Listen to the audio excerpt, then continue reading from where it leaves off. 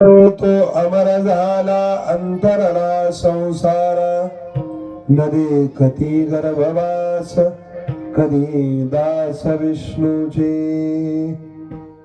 प्रस्तुत प्राप्त प्रसंगी आज या नैमित्तिक अशा कीर्तनरूपी सेवेकरिता निवडलेला अभंग महान भगवत भक्त वैराग्य राग रसिक जगदवंदनीय जगद्गुरु श्रीमंत तुकोबारा यांचा चार चरणाचा भगवंताची भक्तवत्सलता प्रगट करणारा सांगणारा अत्यंत गोड असा अभंग चिंतन सेवेकरता निवडलाय. बुडाला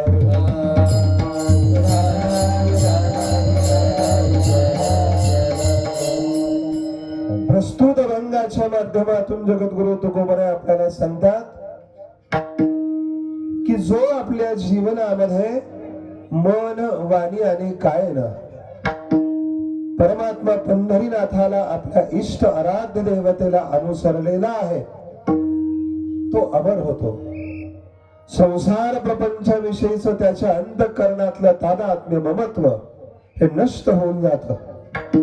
अनादी कालापासून आलेला हा जन्म मरण रूपी संसार आहे. या जन्म मरण रूपी संसाराची एरझा ही त्याच्याकरता संपली जाते. आणि जोपर्यंत असं भगवत भक्त हा तुमच्या माझ्यामध्ये राहतो तोपर्यंत सर्वतोपरी परमात्मा त्याची काळजी वाहतो. कशी वाहतो याकरता तुकोबाराने दृष्टांत दिला.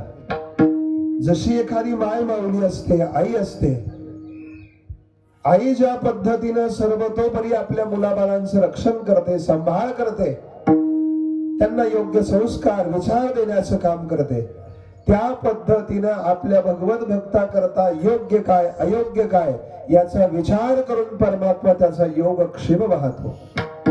आणि सरते शेवटी जगद्गुरु तुकोबारांचे शब्द आहेत. अरे जो या त्रिभुवनाचा चालक आहे, जो या त्रिभुवनाचा मालक आहे, त्या जगन्नियंत्या परमात्म्यानेच जर आपल्या रक्षणाची सांभाळाची जबाबदारी घेतली असेल तर मग मनुष्याला जीवनामध्ये भीती आणि चिंता कशाची राहते.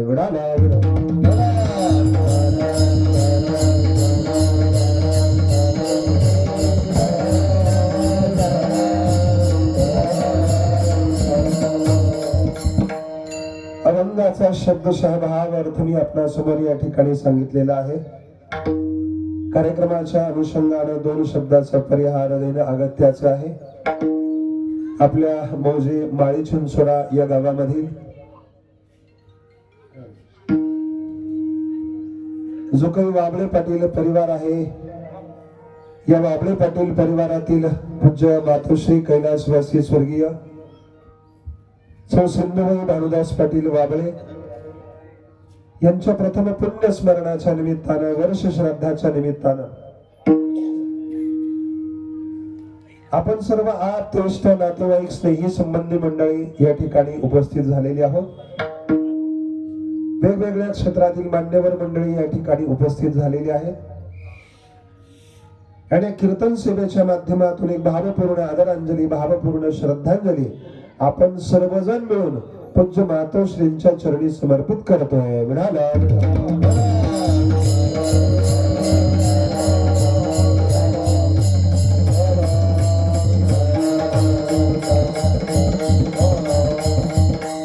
या कीर्तन सेवेचं निमंत्रण ज्यांनी माझ्यापर्यंत या ठिकाणी पोहोचवलेलं आहे, आपणा सर्वांना सुपरिचित असलेले देवगड संस्थांच्या परंपरेमध्ये अत्यंत निष्ठेनं तन मन धनानं समर्थ सद्गुरु किसनगिरी बाबांची, पूज्य बाबाजींची, स्वामीजींची अत्यंत श्रद्धेनं सेवा करणारी हरिभक्तीपरायण बाळासाहेबजी महाराज कानडे देवगड संस्थांचे चोपदार आणि याच कुटुंबातील आदरणीय राजेंद्र भाऊ असतील, त्यांचे चुलते काका भाऊ या ठिकाणी बसलेले आहेत. या सर्व प्रेमी मंडळीच्या माध्यमातून ही सेवा या ठिकाणी माझ्यापर्यंत पोहोचवलेली आहे. तसा व्यक्तिशः या कुटुंबाचा, वाबळे पाटील परिवाराचा आणि माझा स्नेहाचा, प्रेमाचा, ओळखीचा संबंध नाहीये, परंतु आदरणीय बाळासाहेब महाराज असतील, आदरणीय तुम्ही ज्येष्ठ मंडळी असतील, तुमच्या प्रेमाच्या माध्यमातून ही सेवा करण्याकरता मी या ठिकाणी उपस्थित आहे. म्हणाला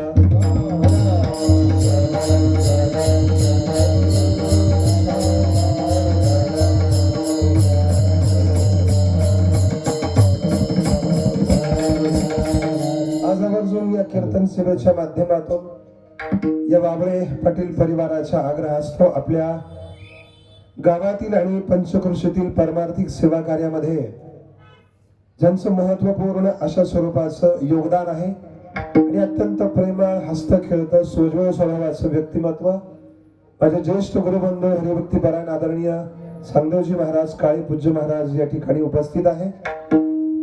आपल्याच गावातील आदरणीय हरिभक्तीपरायण शिंदे महाराज यांची या ठिकाणी उपस्थिती आहे।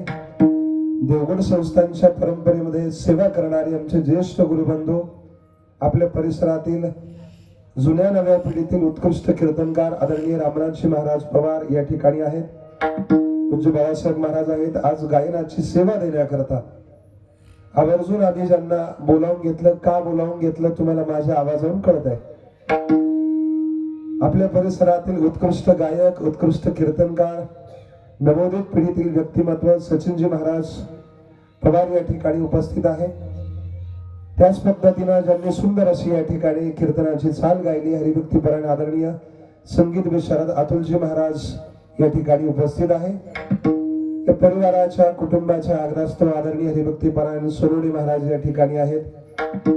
प्रसंगाची सेवा साथ करण्याकरता आमचे ज्येष्ठ गुरुबंधू परममित्र मयूरजी महाराज आमले आवर्जून या ठिकाणी उपस्थित आहे। आपल्या गावातील परिसरातील पंचक्रोशीतील जुन्या नव्या पिढीतील ही सर्व तरुण भजनी मंडळी या ठिकाणी उपस्थित आहे। आपल्या सर्व भजनी मंडळींना या ठिकाणी मनपूर्वक वंदन आहे, प्रणाम आहे। विढाला विढाला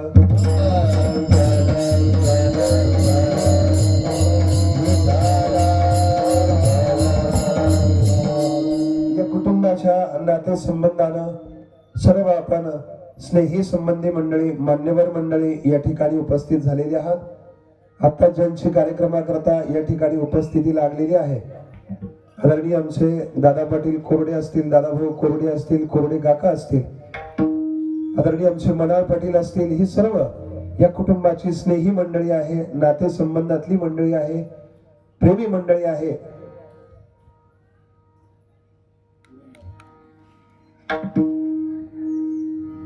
आपल्या नेवासा तालुक्यातील सर्वांगीण विकासामध्ये ज्या परिवाराचं महत्वपूर्ण अशा स्वरूपाचं योगदान आहे, गडाख परिवारातील नवोदित तरुण व्यक्तिमत्व आणि या परिसरातील सर्वांचं श्रद्धास्थान असणारे आदरणीय उदयनदादा या कुटुंबाच्या प्रेमास्तव आग्रहास्तव या ठिकाणी उपस्थित झालेले आहेत। कुटुंबाच्या परिवाराच्या वतीनं त्यांना मनपूर्वक धन्यवाद आहे। विढाला विढाला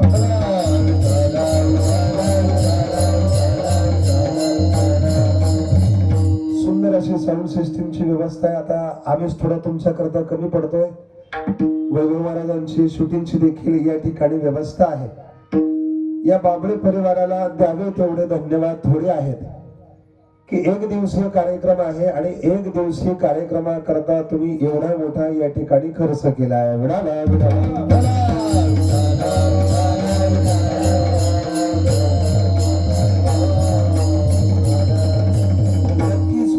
स्वर्गीय सौ सिंधुबाईंनी या कुटुंबाला प्रेम दिलेला आहे, संस्कार दिलेले आहेत, सद्विचार दिलेले आहेत आणि या कुटुंबामध्ये राहत असताना या परिवाराची सून म्हणून आपली काय जबाबदारी आहे, या कुटुंबामध्ये राहत असताना आई म्हणून आपली काय जबाबदारी आहे, या कुटुंबामध्ये राहत असताना पत्नी म्हणून आपली काय जबाबदारी आहे। आपल्या संपूर्ण जबाबदाऱ्या यथासांग पार पाडलेल्या आहेत। त्यामुळे या कुटुंबाविषयी त्यांचे चिरंजीव आदरणीय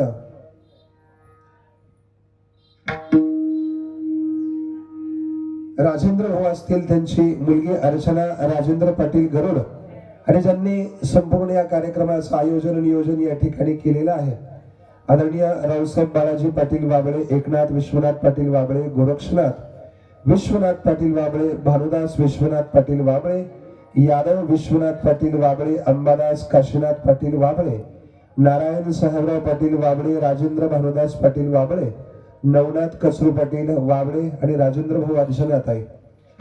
आपल्या सर्वांना द्यावे तेवढे धन्यवाद थोडे की नक्कीच मातोश्रींनी दिलेले संस्कार, मातोश्रींनी दिलेले सद्विचार हे आपल्या अंतःकरणामध्ये आहे, हृदयामध्ये आहे आणि त्यांच्या स्मृतिप्रित्यर्थ जो काही पुण्यस्मरणाचा वर्ष श्राद्धाचा कार्यक्रम करायचा आहे, तोही यथासांग झाला पाहिजे. आणि तो करत असताना आपल्याकडून कुठल्याही पद्धतीची उणीव न राहता झाला पाहिजे. एवढा मोठा धर्ममंडप आहे. आपण सर्वजण श्रोते मंडळी या ठिकाणी उपस्थित आहात. एका दिवसाच्या कार्यक्रमाकरता एवढी महाराज मंडळी, एवढी टाळकरी आहे. नक्कीच या कार्यक्रमाकरता आपण कुठलीच उणीव ठेवलेली नाहीये. निश्चित आपली भावपूर्ण आदरांजली, भावपूर्ण श्रद्धांजली पूज्य मातोश्रींच्या चरणापर्यंत पोहोचणार आहे.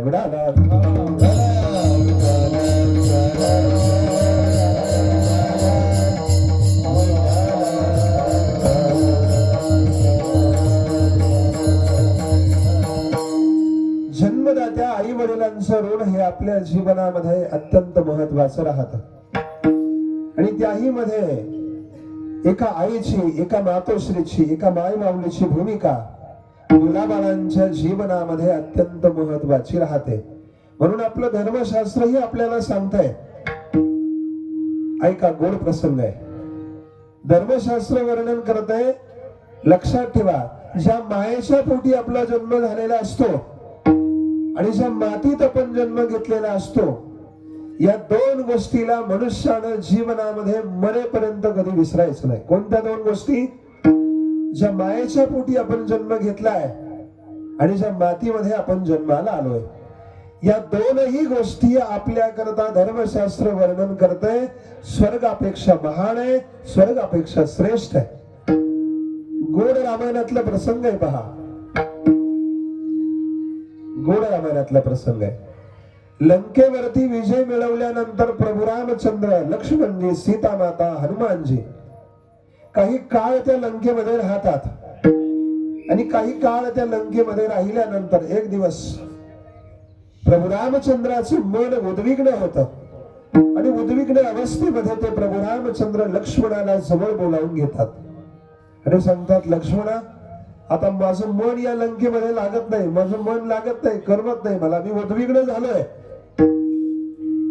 चल आपल्याला अयोध्येला जायचं. इथं राहायचं नाही आता लंकेमध्ये. किती दिवस राहायचं? आपलं जे काही काम होतं, आपलं जे काही कार्य होतं, जो काही उद्देश होता, तो पूर्ण झालाय. आपल्याला अयोध्येला जायचं. लक्ष्मण हुशार होता. त्यानं प्रभू रामचंद्राला प्रतिप्रश्न केला आणि विचारलं, दादा, ही सामान्य माणसाची लंका नगरी नाहीये, ही रावणाची लंका नगरी आहे. आणि रावणाची लंका नगरी कशाची होती आपल्याला माहिती आहे? कशाची होती? कोटी घरे जेथे काशाणी तांब्याची, शुद्ध कांचनाची, सप्तकोटी. तुकोबराय गोड वर्णन करतात. काय सर्वज्ञता असेल, काय ज्ञान असेल, तुकोबरायांनी रावणाच्या लंका नगरीचं आणि त्याच्या संपत्तीचं अचूक वर्णन केलंय. लंके माझी घरे किती ती ऐका, सांगत असे संख्या जैसी तैसी. 5 लक्ष घरे पाषाणाची जेथे, 7 लक्ष तेथे वीटबंदी. आणि शेवटचं गणित कधीही कोणाच्या स्वप्नामध्ये देखील न येणार आहे. कोटी घरे जेथे काशाणी तांब्याची, शुद्ध कांचनाची, सप्तकोटी. लक्ष्मणाने सांगितलं, दादा, अरे ही रावणाची लंका नगरी आहे, सोन्याची नगरी आहे, इथं कशाची कमतरता नाहीये, कशाची उणीव नाहीये. तुमचं मन इथं का लागत नाही? तर प्रभू रामचंद्राने अत्यंत गोड उत्तर दिलं, लक्ष्मण ऐक, अरे जरी रावणाची लंका नगरी असली, इथं कशाची कमतरता नाहीये, उणीव नाहीये. पाहिजे ती गोष्ट आपल्याला मिळते.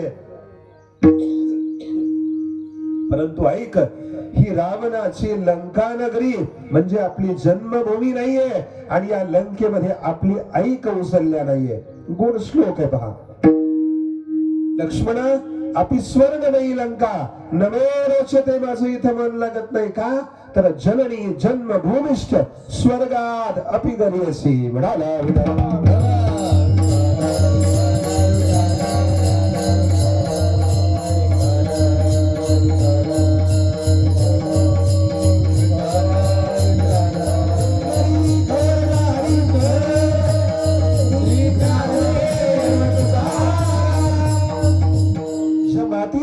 जन्म घेतलाय आणि ज्या मायेच्या पोटी आपण जन्म घेतला, या दोनही गोष्टीला मनुष्यानं जीवनामध्ये कधी विसरू नये.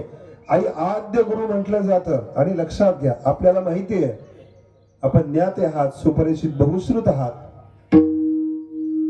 जन्मदात्या मुलावरती आणि जन्मदात्या मुलीवरती जास्तीत जास्त 100% कोणाच्या संस्काराचा आणि विचाराचा जर प्रभाव राहत असेल तर तो जन्मदात्या आईचा राहतो. आईचा राहतो. रामायणातलाच प्रसंग आहे पहा. आईच्या संस्काराचा आणि विचाराचा प्रभाव हा आपल्या मुलाबाळावरती किती राहतो ऐका, किती राहतो. राजा दशरथाला संतती नाहीये. कुलगुरु वशिष्ठांनी सांगितलं, भांडक ऋषीचा जो काही मुलगा आहे, शृंगी आहे, त्याच्या हातून पुत्र कामेष्ठी नावाचा यज्ञ करावा लागेल. यज्ञ नारायण प्रगट होतील. जो काही प्रसाद देतील तो प्रसाद तीनही पत्न्यांना राण्यांना खाण्याकरता द्यायचा. आणि यथासांग पुत्र कामेष्ठी नावाचा यज्ञ केला. तो प्रसाद आपल्या तीनही पत्न्यांना खाण्याकरता दिला. आणि राजा दशरथाच्या तीनही पत्न्या क्रमशः कौसल्या, सुमित्रा आणि कैकेयी, या तीनही पत्न्या राण्या गर्भवती राहिलेल्या आहेत. आणि आपल्याकडे पद्धत आहे 16 संस्कारापैकी एक संस्कार आहे. एखादी माय माऊली जर गर्भवती असेल तर तिला डोहाळे विचारले जातात. काय केले जातात? डोहाळे विचारले जातात. हा 16 संस्कारापैकी एक संस्कार आहे. परंतु दुर्दैव आपल्या संस्कृतीचा आहे, हे सगळे संस्कार आपण फक्त जेवणा खावण्यापुरते शिल्लक ठेवले. तो विडाला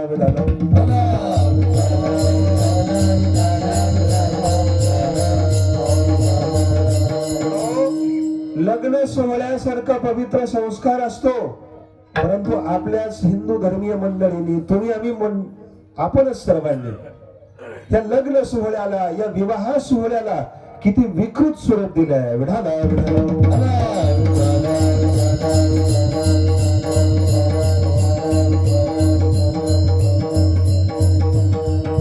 त्या ठिकाणी देखील आपण पावित्र्य सांभाळलं पाहिजे, विधी सांभाळला पाहिजे. लग्नाकरता जर आपण मुहूर्त काढतोय, लग्नाकरता जर आपण मुहूर्त काढतोय दादा पाटील, तर त्या मुहूर्तावरती, त्या वेळेवरती ते लग्न लागलंच पाहिजे. तर त्या नववधू दाम्पत्याचा संसार हा सुखाचा होतो.